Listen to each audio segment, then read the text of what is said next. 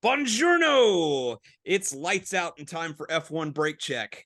This week, the circus is at the Temple of Speed known as Monza, and we're talking all about the rich history of the Autodromo Nationale Monza. We'll talk about the all-important steering wheel and its evolution in our tech corner, and we'll discuss the latest news, rumors, and reactions to the action from this weekend. All this and more on the latest edition of F1 Brake Check. Welcome. You are listening to F1 Brake Check, the epic podcast for all things Formula One, where we discuss technology, history, news, and perspective. With your hosts, Scott Vick and Corey Breen.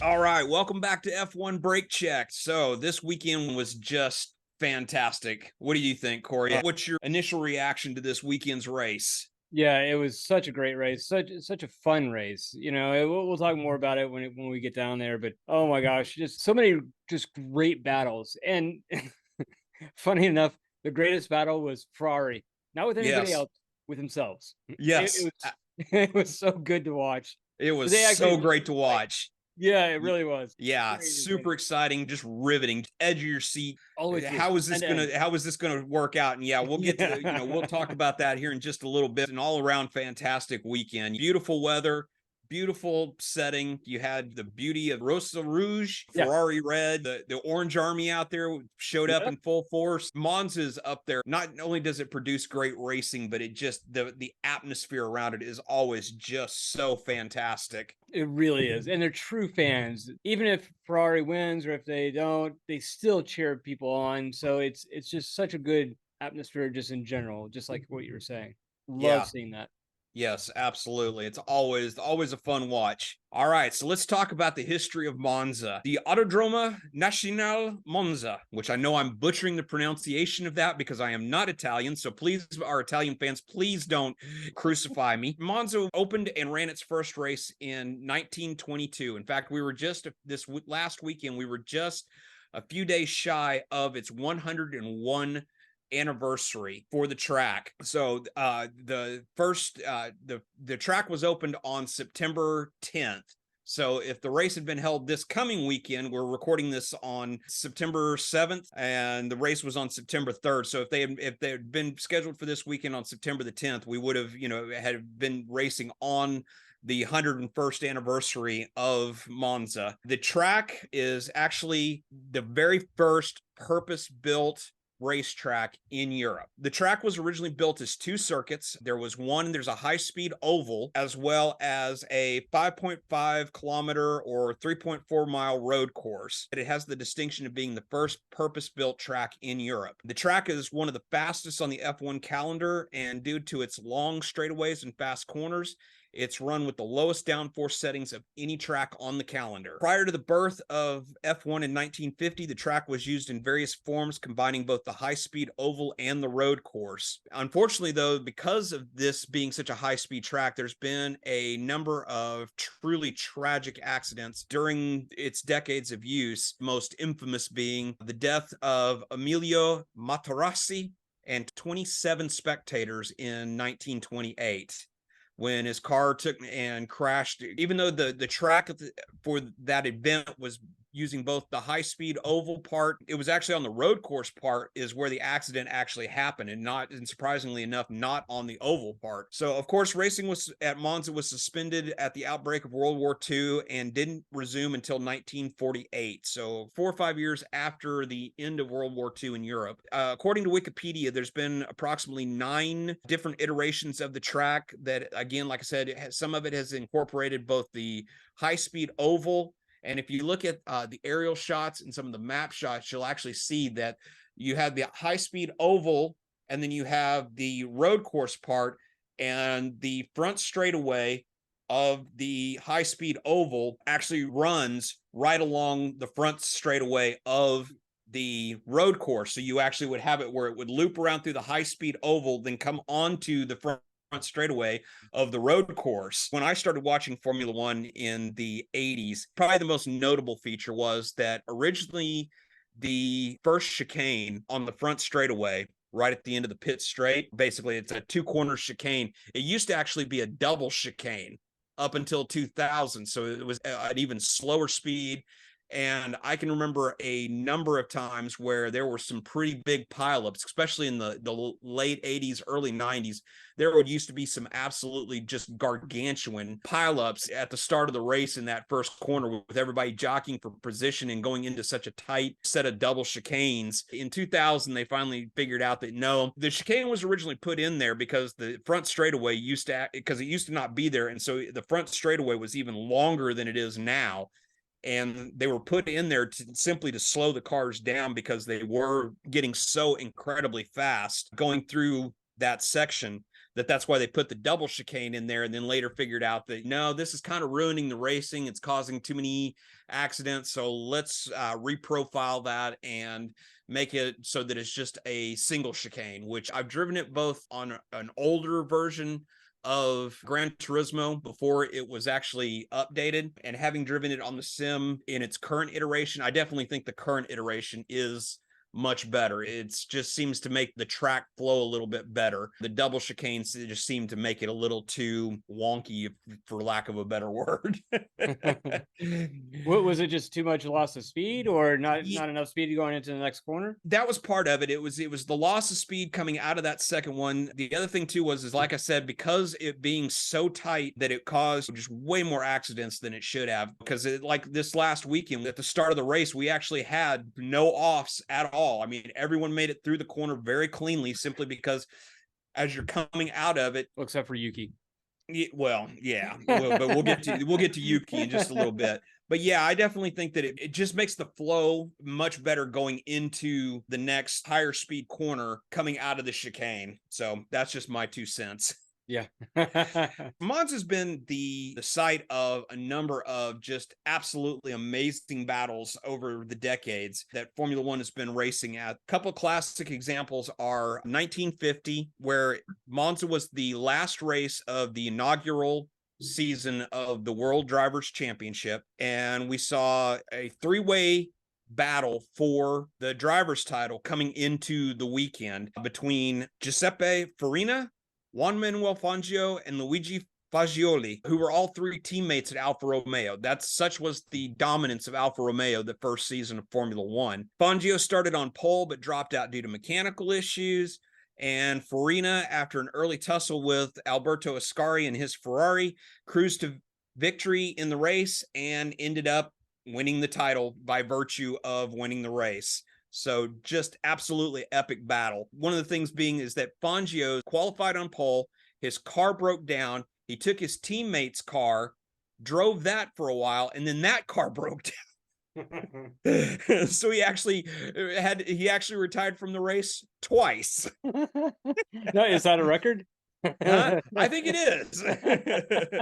So fast forward to 1967, Jim Clark puts on a show for the ages. And unfortunately, I wasn't alive to see this one, but I have actually seen a replay of the race. That it was what Jim Clark did that weekend just cemented his legend in what a phenomenal driver he was. He starts on pole, gets a bad start, loses out, has a small engine problem, but he still manages to pass Graham Hill and Jack Brabham. He then went a lap down when he got a tire puncture, unlapped himself in 10 laps, and took the lead with 7 laps to go. This was after Graham Hill, who was leading the race, had to retire with an engine failure. For all of his efforts, he still didn't win. He ended up because unfortunately he ran out of fuel on the last lap, and John Surtees inherits the lead, and it would be at that time Honda's only win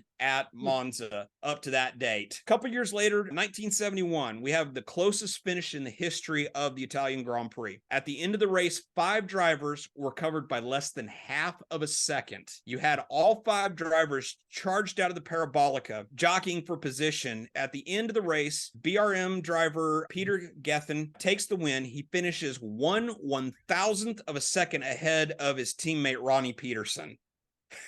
Which 1/1000th of a second is less than the blink of an eye. Right. So that can kind of tell you just how close they were coming out of the Parabolica and the speed that they must have been carrying coming out. Next notable one, 1988. And I actually remember this race. This was during the McLaren 4-4 dominance when they won, as we've talked about a number of times on this podcast, the season that they dominated and they won 15 of 16 races. Well, this was the only race that they didn't win. Of course, on the home turf of Ferrari, saw Ferrari finish 1 and 2. Gerhard Berger finished ahead of his charging teammate Michele Alboreto. And actually, Berger was catching Senna when Senna tangled with Joe Schlesser, ended up knocking himself out of the race. Not only was it a great win for Ferrari in front of the home crowd, but it also came literally weeks after the death of their founder, Enzo Ferrari.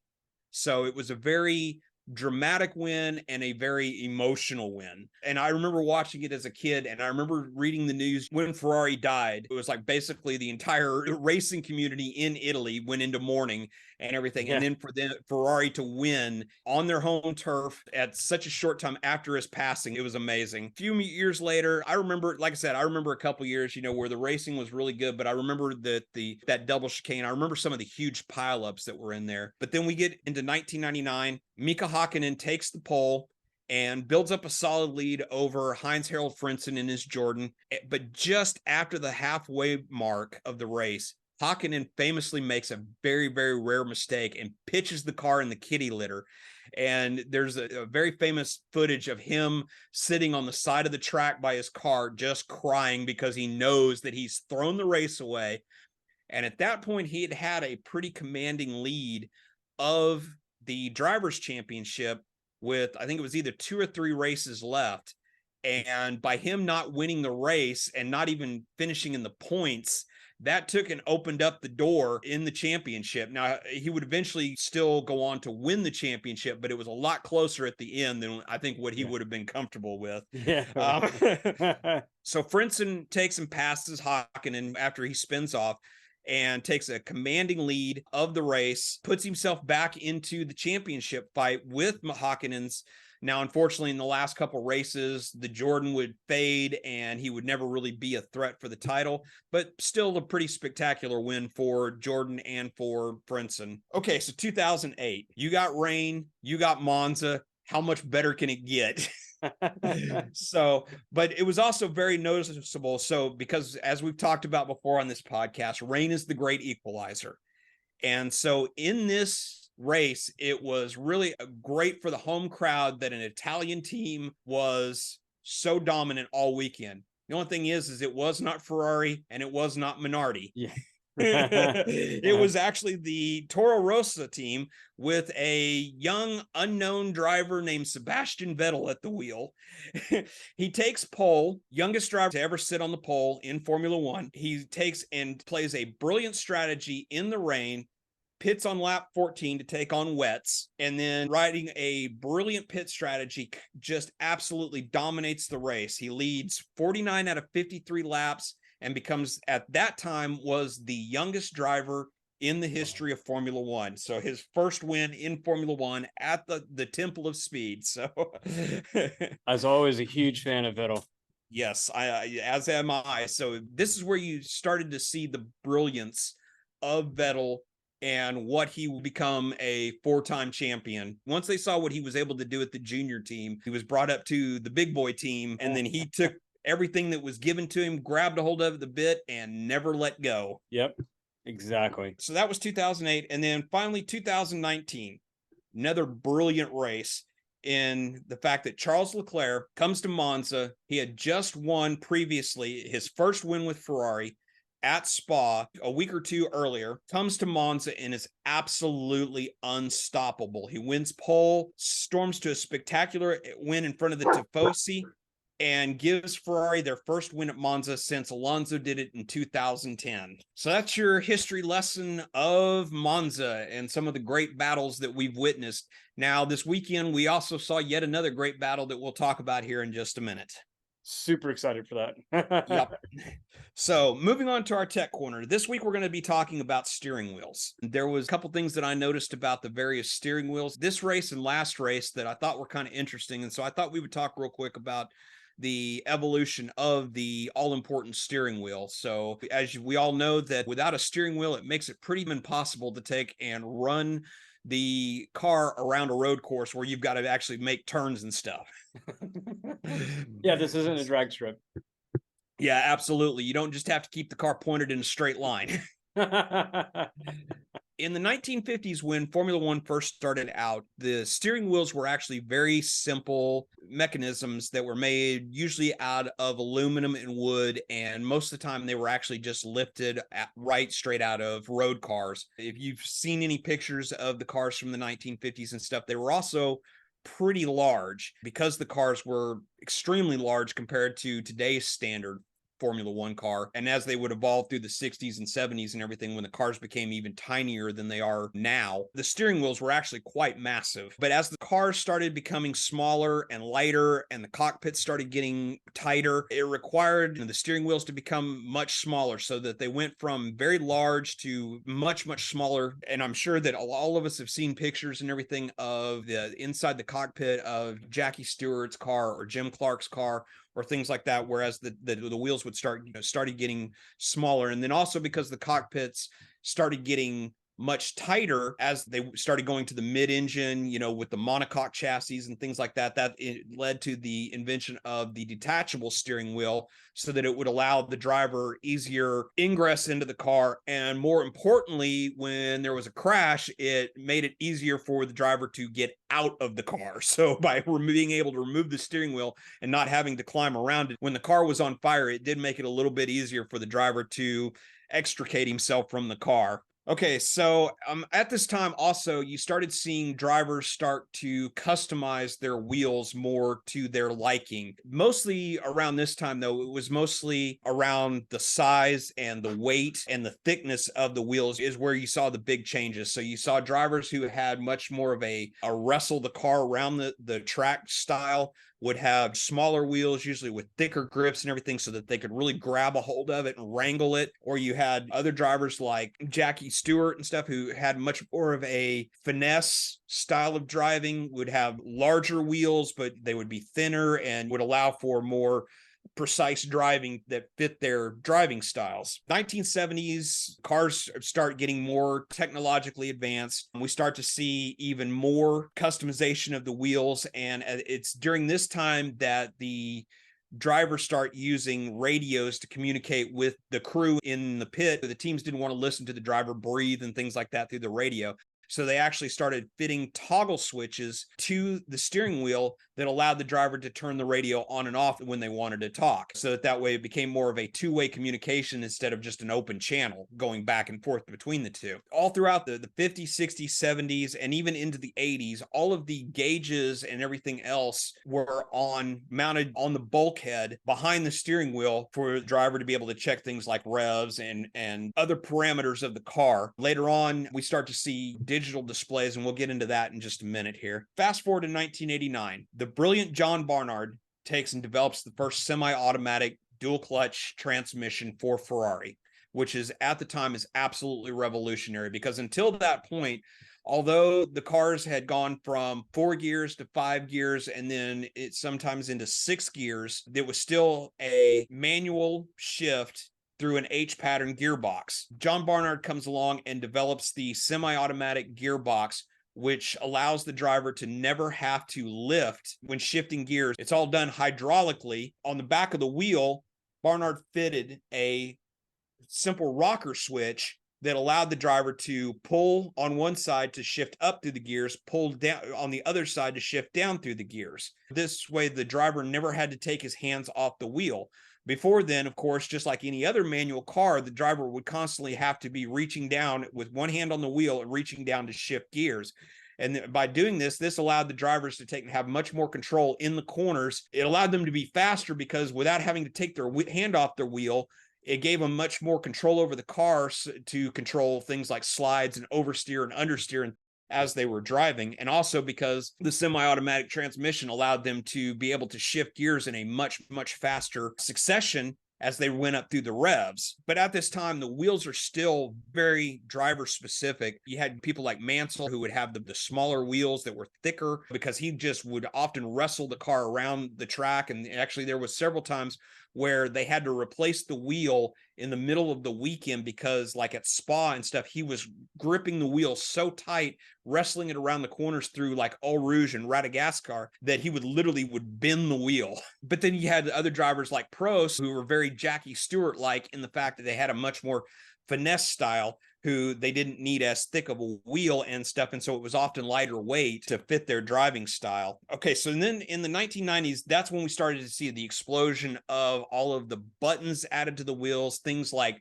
neutral, because beforehand, even when Barnard introduced the semi-automatic transmission, the driver still had a manual clutch in the footwell of the monocoque. So whenever they would come into the pits or anything for a pit stop, or when they were sitting on the grid before the start, they would actually have to hold in the clutch. But then once they were underway, they would never have to touch the clutch after that. Smart engineers later on came up as the gearboxes became more and more sophisticated. They were actually able to remove the clutch completely from the transmission assembly, and they would actually have a button on the car that would put the transmission into neutral until they were ready to drive, and then all they would have to do is just release the neutral button to engage the drive wheels. In addition to like the neutral buttons, you had things like for like drink bottles, because they started using, you know, mechanically activated drink bottles for a while. When launch control was allowed, you would have a button for the launch control. During the 90s, the team started experimenting with different paddles for the gearbox. Some of the teams were actually setting them up. They would have a paddle go up one gear at a time. They would have a paddle for going down one gear at a time. And then they would have other paddles that were attached to the back of the steering wheel that would actually, on one side, they might have a paddle that when the driver activated it, it would actually go down 3 gears. And maybe on the other side, they would have it where the driver could release the paddle and it would go down 2 gears. And they would change it up depending upon the characteristics of the track that they were driving at. Now, is that part of the setup that they do tuning before? Yeah. Yeah, that's exactly it. So around a tighter circuit where you might have to be going down, like a tighter circuit like Hungary or something, where you're going down 3, sometimes 4 gears going into a very tight corner, it would make it easier for the driver so that all they would have to do is just pull the paddle once and it would automatically downshift through the gears, matching the revs and everything for them, making it that much easier for them to be able to take and get back on the power faster than if they had to manually pull each one of the down changes themselves. Even though the gearbox was still matching the revs and everything for them, it was the difference between pull and pull. Maybe on a higher speed track where you're not going down through the gears as much, it might have been maybe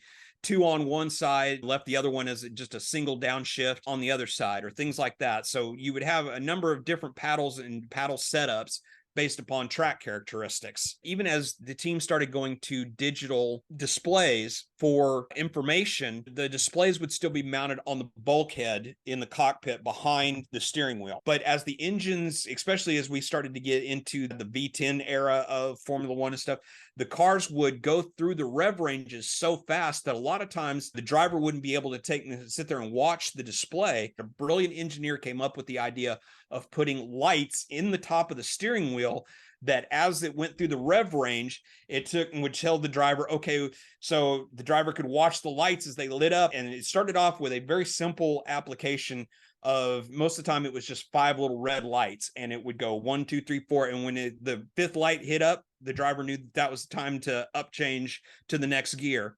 And of course, you know, like everything in Formula One, they got more and more complicated over the years until like what we have now, where it's like there's like 10, 12 lights that have multiple colors across them and everything, that gives the driver a better idea of, okay, so in this corner, this is the point where I need to shift. So when this light on the range of lights lights up, that's when I pull the gear lever. The early 2000s saw the addition of the information screens being moved from the bulkhead to actually being mounted on the steering wheel itself. So now the drivers could take and customize what information they were seeing on the screen, and they could actually, going through rudimentary systems where they could actually toggle through information on the screen itself. Also at this time during the 2000s is also when they started moving various switches and dials that had been mounted on the bulkhead that required the driver to take their hands off the wheel and actually reach back behind and toggle a switch for things like engine mapping or differential settings or brake bias balances, all of these various things were all started being moved onto the steering wheel themselves, so that way the drivers could take and have all the controls that they needed in very close proximity to their hands as they were driving around. And that's also when we started to see wheels start to become less wheel-like and more yoke-like, because now that the drivers are not having to really take their hands off the wheel or having to replace their hands in order to move the wheel around, they became more like an airplane yoke, where you just had two grips on each side, and that's all the drivers ever needed to grab on the wheel. And with that being said, though, you also have drivers, are still to this day still very highly customize their wheels to their liking. Famously, when Daniel Ricciardo and Sebastian Vettel were teammates at Red Bull, Sebastian Vettel liked his paddles on the back of the wheel in a very specific configuration, in a very specific shape. And Daniel Ricciardo liked him in a very different configuration, very different shape, and everything that you could see that was quite a bit different between the two of them. Some of the drivers prefer more of a rounded grips on the outside. Most famously, Albon likes his to be much more of a rounded, so it's still almost like a wheel that's had the top and the bottom of it cut off. And one of the things that I noticed a couple weeks ago and saw it again this weekend, though, too, is that I can't remember if it was Albon or Sargent, or maybe it was both of them. They have actually taken the display screen off of the wheel and have moved them back to the bulkhead, which was kind of interesting. They still have most of the switches and dials and everything for the various configurations for the car still on the wheel, but they've removed the display wheel, or the display on the wheel. So I thought that was kind of interesting. Some drivers have started to move back in that direction. Yeah. So, and all of this takes, and of course, all of this comes with a price. So the original wheels probably cost, maybe 10, 15 bucks. In some cases, they were lifted directly from the road cars that some of these racing teams were deriving their race cars from, to where we're at now, where some of these wheels cost, upwards of 50, 60,000 pounds, or close to $70,000 a piece in some cases, which is just amazing. Unbelievable. During the evolution of this, they went from aluminum and wood to all aluminum with leather wrappings around them, to suede wrappings, to the point where when carbon fiber, all of the teams started buying their own autoclaves and started fashioning all of their parts out of carbon fiber. Somebody came up with a brilliant idea. Well, hey, we could save 3 or 4 ounces if we made the steering wheel out of carbon fiber instead of aluminum and leather. And then also, as more and more of the electronics were moved off of the bulkhead into the steering wheel, it made it more sense, because that way they were able to take and package all of the electronics inside a much thinner housing, which gave them more room for said electronics. All right, so there you go. That's our tech corner for this week, and all about everything that you wanted to know about steering wheels, but were afraid to ask. Next time when they're showing the in-car camera, take and pay attention to the driver's hands and to the steering wheel and stuff, and you'll learn some amazing things, because now with the GPSs and everything built into the cars and stuff, they can actually have pre-programmed messages that display, depending upon what part of the track they're at, to tell the driver the next part of the track, change the differential to 6, and they can reach down and click awesome. the wheel over to 6, or going into this corner, change the brake bias to this. Right. So if you watch closely during the in-car cameras, you can actually see some of these messages being displayed on the screens and everything, and it's really, really interesting. Adds a whole new dimension to watching the races. So on to Monza. The Yes. actual race. Yes. Let's God, talk such a about great Monza. race. Let's talk about this last weekend. Red Bull storms to another 1-2 finish. Perez continues his bounce back after, as we've talked about several times on this podcast. Perez had his issues earlier this year.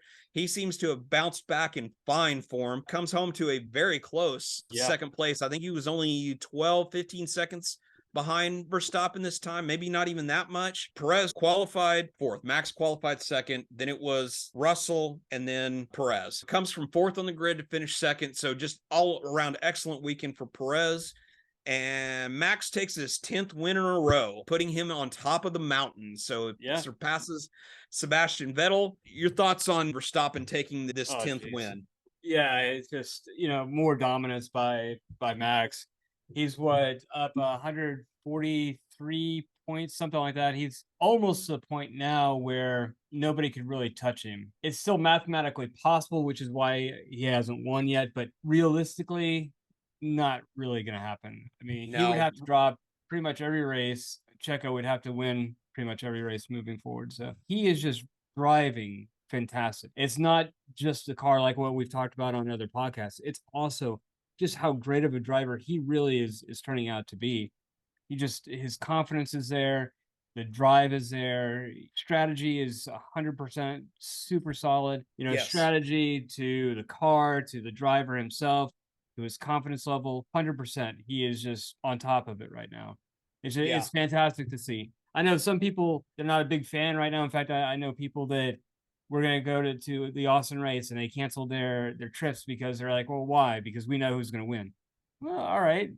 He may win, but he may not. And even so, there's plenty of fights down the field, really good fights, stuff that you all want to see. All fans want to see this, So Red Bull dozer, as you were saying. And I'm so happy that Checo, I'm a huge fan of his. I'm so glad to see that he didn't let Danny Rick play in the back of his mind. He didn't let that really weigh in on him. He didn't let his previous problems weigh him down. He's back exactly where he should be. Well, maybe not should be. Maybe he could be first.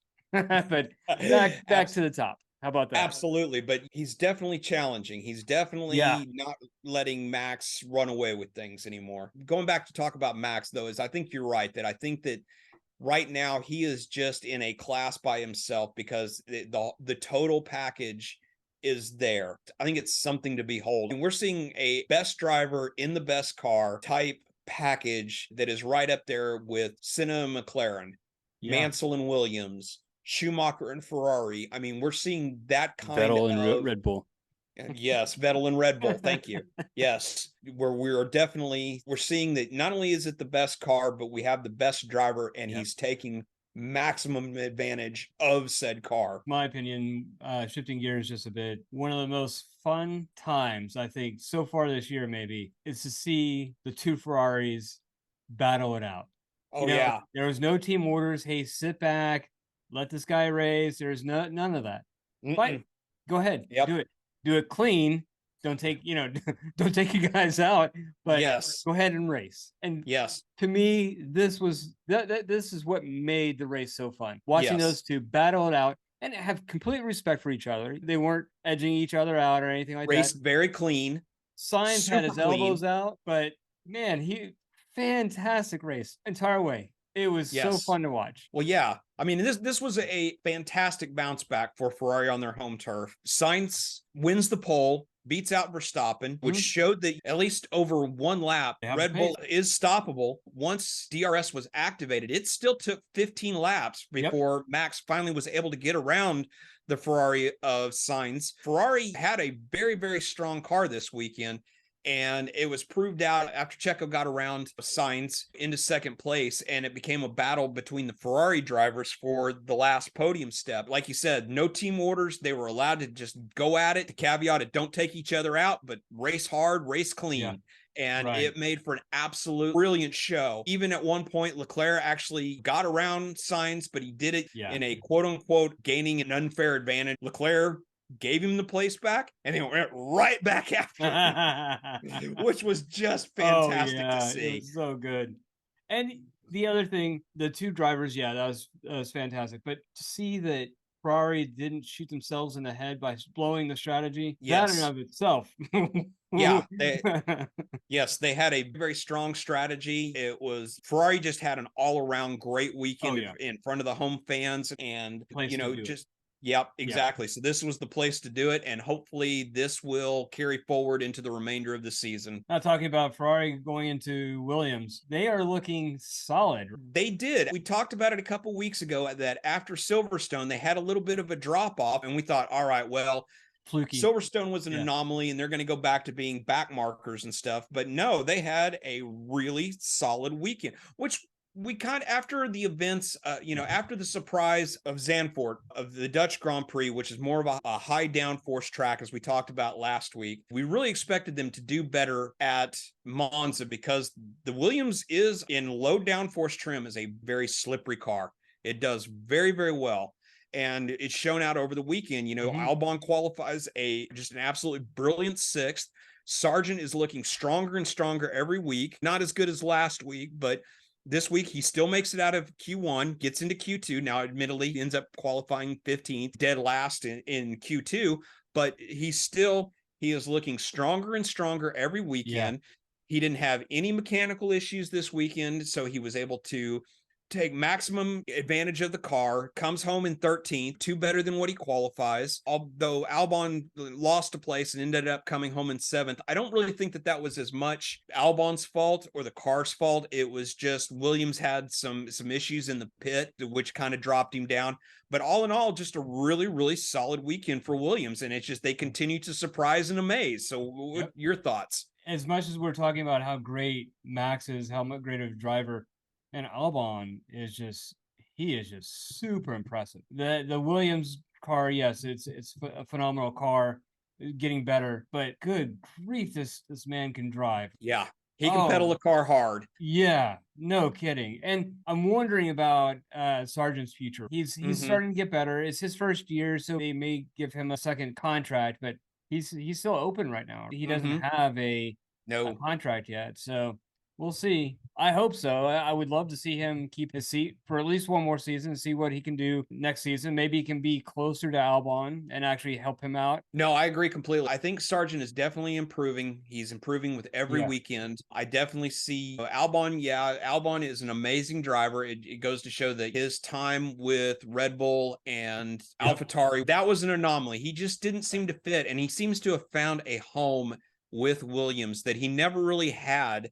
And by finding that home, he's found that confidence. And as we all know, confidence for a driver is the most important thing. That if a driver is confident in the car, he's going to be able to be that much faster. It's when he doesn't trust the car, he's slow. So because he doesn't trust how fast he can make it into the corner. He doesn't trust that apex. He doesn't trust the back end. So he doesn't trust the braking. There's a lot of trust there, because otherwise you're out in the gravel. Your race is ended, or you're walking away with a concussion, whatever that is. Very much like what we were talking about 2 or 3 podcasts ago, where we were talking about Danny Rick and how it was a good thing that he didn't immediately jump into Red Bull, that he actually has time now to get that confidence. With Albon, I really think that he was, I wouldn't say set up to fail, because I don't think at any point Red Bull would ever want to do that, but he was so young, especially in his F1 career, to make that huge leap from where he was into Red Bull and have that huge spotlight on you. That does nothing but erode your confidence.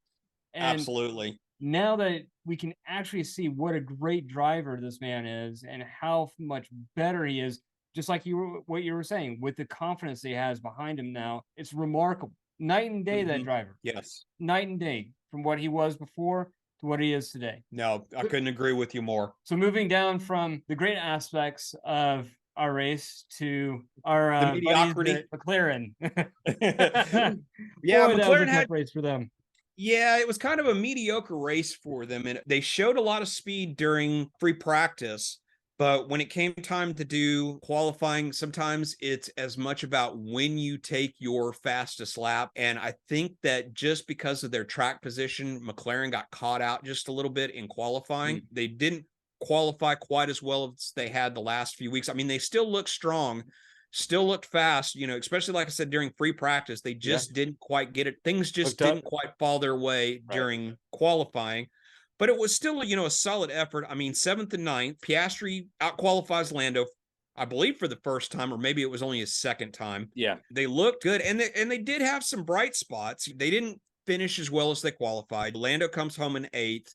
Piastri in 12th, but they did have some bright spots. McLaren, the team itself, had the fastest pit stop of the weekend, and Piastri had the fastest lap, which means that the car is fast. Things just didn't work out their way this weekend, and I'm pretty sure that we're going to see a pretty solid bounce back before the next race. I wanted to talk about this too. We don't have it in the show notes, but one of the things that I want to talk about is Piastri. This is obviously his first F1 year. He's not a rookie by any stretch. He's an accomplished driver, but he's making some really rookie mistakes. You know, he hit Lando he got another penalty for 5 seconds, which really that's the reason why he got into 12th place. Yeah, So exactly. he's making these really rookie mistakes by somebody that really isn't a rookie. Do you think that it's just him trying to prove himself to get out there and take more chances than somebody that was, say, a little bit more seasoned? Or do you think that it's just this is who he is, like a Michael Schumacher type person? No, I think it's two things. I think Yeah. one, like what you said, I think it's just him trying to prove himself. There's been a few times where he's trying too hard. Yeah.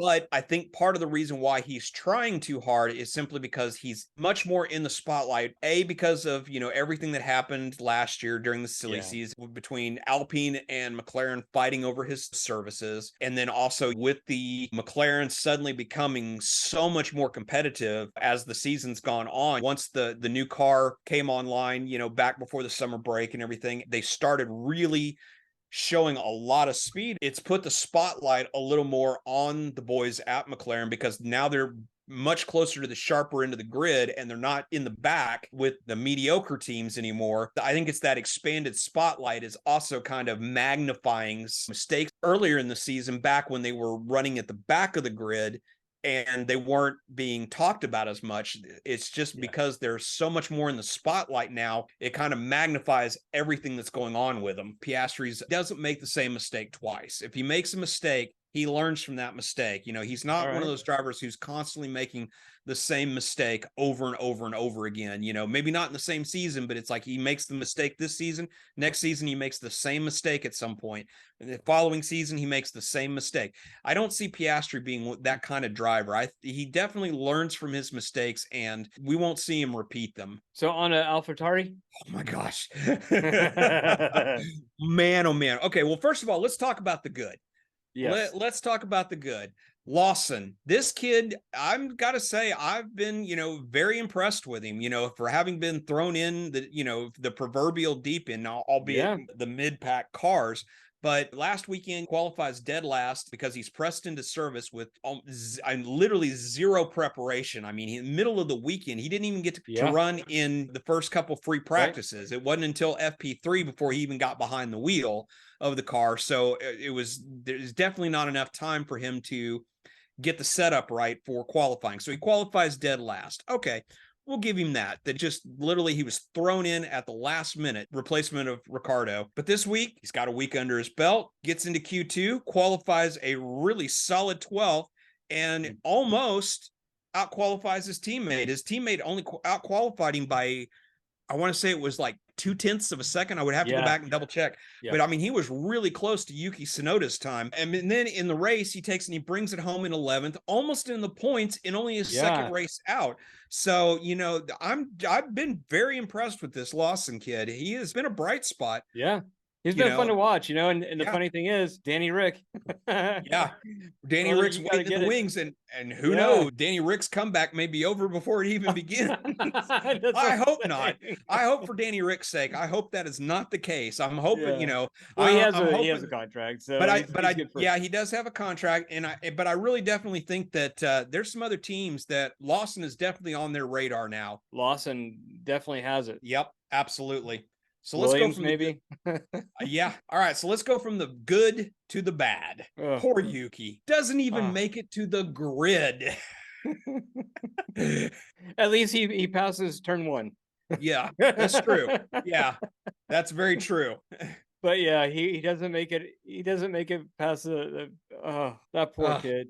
I'm telling you, I mean, it's like, if it weren't for bad luck, I don't think Yuki would have any at all, it seems like. So Yuki ends up having to stop, it's like all of a sudden he loses the drive and it's just the car's gone. And the formation lap.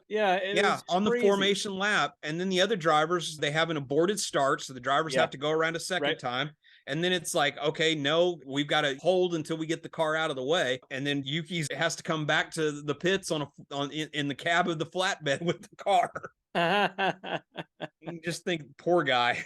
I know. Continuing to slide down. It was so beautiful to see Alonso being on podium, being up there in the points, and then just this dramatic downslide for them with Aston. Yeah, it was a very mediocre weekend for them. To say the least. And it's been the last few races too that Yeah. They just have not been looking like they were in the first season, or I'm sorry, the Yeah. first part of the season. Zandvoort being the Yeah. lone outcast. And I think a lot of that had to come down to rain being the great equalizer. Alonso took advantage of it, and Aston were really spot on in reacting to the conditions at Zandvoort. And here, Alonso qualifies in 10th, comes home in 9th. Stroll, God, I don't even know what was going on with him. He qualifies dead last. He does make it up to 16th, but still not in the points, still isn't in a position to help his teammate out. So just all in all, just a really forgettable weekend for Aston Martin. I love Alonso. I love watching him.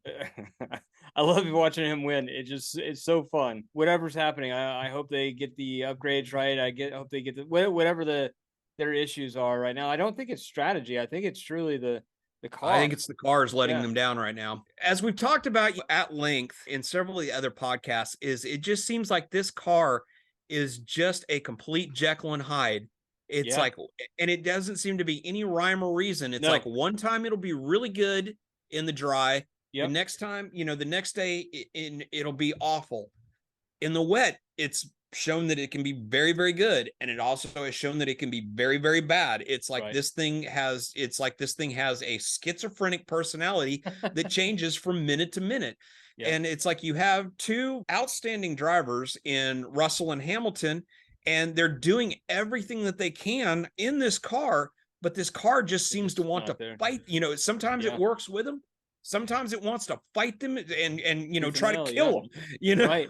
Exactly. Russell qualifies an absolutely brilliant 4th. He ends up coming in 5th on the day, but at one point I think he was running down in like 11th or 12th, if I remember correctly. Hamilton starts 8th, comes home in 6th, but he's several seconds down the road from his teammate. I don't think it's anything to do with the drivers, and it doesn't have anything to do with strategy, because as usual, Mercedes' strategy is probably it is right there with Red Bull. It's probably 1A, 1B as the best in the pit lane. It's not drivers, it's not the strategy. It just all comes down to the car. I know Toto's is riding the engineering team hard to fix the car, and with them going away from aborting the zero side pod concept and going to more of a conventional side pod, I know it's helped the car quite a bit, but it's still just not there yet, and which is really surprising. I really had thought that Mercedes would be a lot more consistent by this point in the year. Same here. It's been really disappointing. Just like what you're saying is, you see these highs where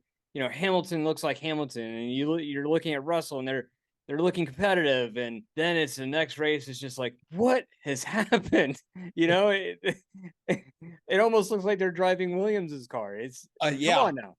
Yeah, it's absolutely. It's so sad to see, because you have these highs and then you have these really just traumatic lows, and they just can't get it right. It's disappointing at best. It's really frustrating, and that's just me as a fan. I can't imagine Hamilton and Russell, what they're going through. Yes, I understand the pressure. I understand that their desire to win and do well. At the same time, with the money that they make, that does take and help cushion the blow a little bit. That's true. Speaking of money, we do have to talk about the latest news that came out just before the race this weekend, that Hamilton signs a 2-year contract with Mercedes, which is unusual because he's been doing 1-year contracts, and which does go to show that Hamilton's faith in the Mercedes team is there, in the fact that he was willing to sign a longer term deal. And then on top of that, in order to solidify their driver lineup, they extended Russell's contract for 1 extra year, so they have their services through the end of 2025. It's funny. I saw so many people talking about how, well, why would you sign Hamilton for 2 years? He's old. He's, whatever. And I think Alonso said it best. If I were Toto, I would sign Hamilton every day of the year, no matter what. Yeah, that's not a direct quote, but effectively that's what Alonso was saying.